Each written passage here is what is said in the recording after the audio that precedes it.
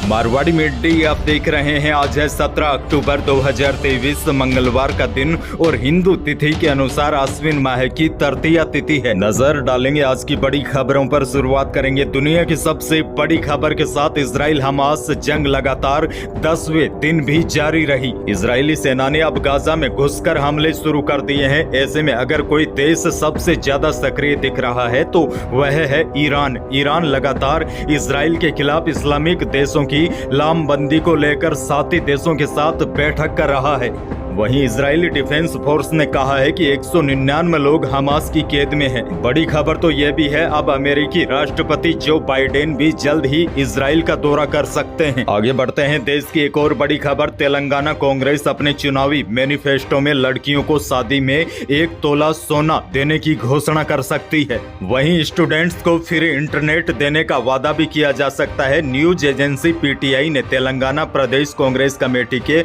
अध्यक्ष डी श्रीधर बाबू के हवाले से यह खबर दी है। वहीं कांग्रेस मैनिफेस्टो कमेटी के एक सदस्य का कहना है कि अगर हम सत्ता में आए तो स्टूडेंट्स को फ्री इंटरनेट देने के लिए सर्विस प्रोवाइडर कंपनियों से बात करेंगे। आपको बता दूं, तेलंगाना में मुख्यमंत्री और भारत राष्ट्र समिति के मुखिया के चंद्रशेखर राव की सरकार कल्याण लक्ष्मी और शादी मुबारक योजनाएं चला रही है। इसके तहत तेलंगाना की लड़कियों को शादी के समय यानी कि जिनकी उम्र 18 साल हो गई है उनको 1,116 रुपए की सहायता दी जा रही है। इसमें उन लड़कियों को मदद दी जा रही है जिनके अभिभावकों की सालाना आय 2 लाख रुपए से कम है। और अब बड़ी खबर यह है, तेलंगाना कांग्रेस अपने चुनावी मैनिफेस्टो में लड़कियों को शादी में 1 तोला सोना देने की घोषणा कर सकती है।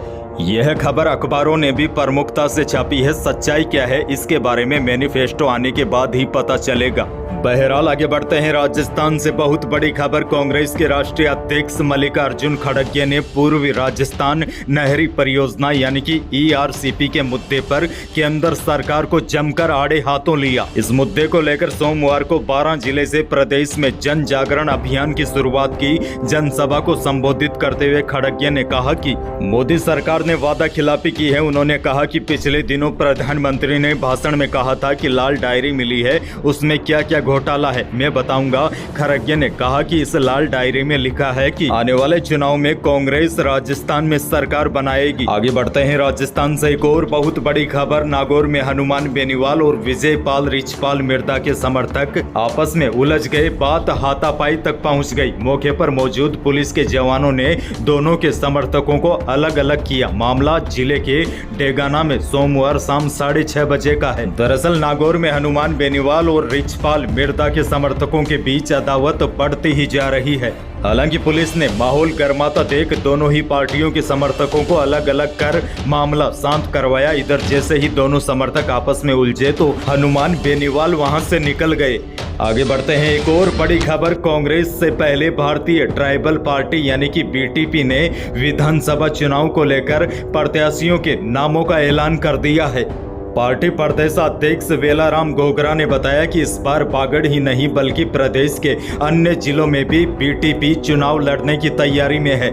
आगे बढ़ेंगे। एक और बहुत बड़ी खबर है। जैसा कि कल हमने बात की थी कि अभी किसान अपनी फसलों को निकालने का काम कर रहे हैं यानी कि थ्रेसिंग कर रहे हैं। ऐसे में किसानों को बड़ी सावधानी बरतने की आवश्यकता है क्योंकि ऐसे समय किसानों के साथ बड़ी संख्या में हादसे होते हैं। अलवर से बड़ी खबर है। तिजारा में 60 साल के बुजुर्ग का हाथ बाजरे की कटी काटने वाली मशीन में चला गया था। चारे की तरह बुजुर्ग का हाथ भी टुकड़ों में कट गया।